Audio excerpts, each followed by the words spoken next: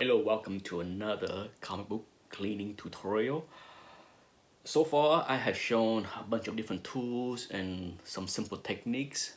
I want to focus this video on common sense, okay? When it comes down to cleaning comic books, it's similar to comic book pressing, where a lot of people use different techniques, even temperatures. I made the comic book pressing tutorial, and it's quite a few people that watch those videos and comment that they press book at 180, 200, whatever it is. Okay, everybody have their own preferences. Some even go to the extent of claiming that they can't get good result at 135 degrees like I claim. Why would I lie? It makes no sense for me to hear people critique. If it works for you, it works for you, okay? I just do what works for me. And when it comes down to cleaning, okay, I show you the various tools that I use, okay? Here you go. And I even show, I dropped this thing earlier, so I should pick it up. X-Acto blade, or whatever you want to call these things. I have yet to find an example to use this, so hopefully someday, I use this just to explain ahead of time to remove tape. There's a tips and trick video where I show you how I use something like this to remove a piece of tape from the cover, okay?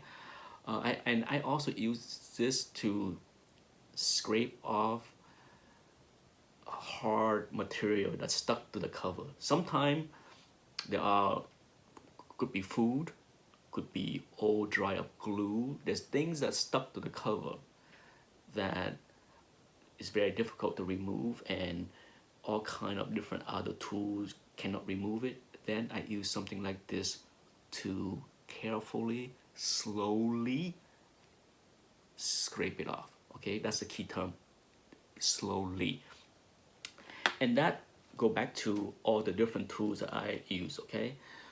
Just like in comic book pressing, okay? I can't stress enough that different age, different type of covers and papers react very differently with the way these things will work or not, okay? I can tell you from my limited experience of cleaning Silver Age DC, maybe it's me, maybe it's not the same for other people, but for me, Silver Age DC has very fragile cover, as far as using something like this can easily damage the book or this. There's a lot of things that the DC cover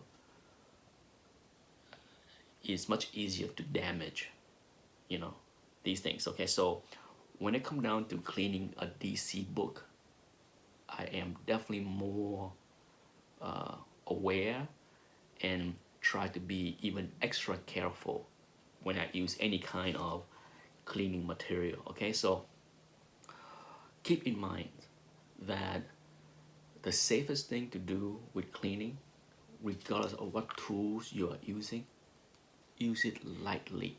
Use not so much pressure. Don't use monkey gorilla pressure on something.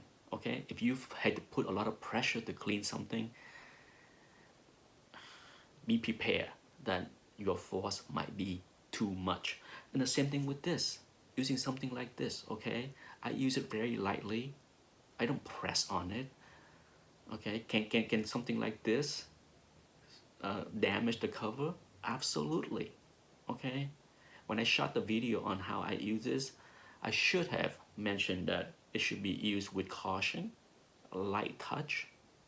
Just because I use it as a stencil over a certain area does not mean that I press down on it to scratch the books. It's a lot of, it's the gloss of the covers of many books can easily be damaged. Okay? Heck, even sharp fingernails can scratch a book. So why couldn't this scratch a book, right? Use some common sense. I can't stress enough that, you know, a lot of time some people would look at my video and say, oh, your fingernail is a little bit long. You should cut it. Well, yes, it's not perfectly manicured, but at time, if I cut it short and I don't do a good job, you know, file down the edges, guess what? I can easily damage a cover by scratching it, okay?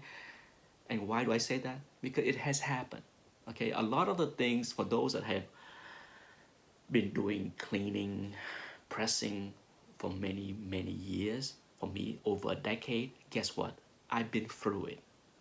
I have damaged a few books here and there, scratched up a few books here and there, damaged a few Silver Age DC by being too rough, thinking that I can use the same kind of force on a Marvel book compared to a DC book. Well, you can't.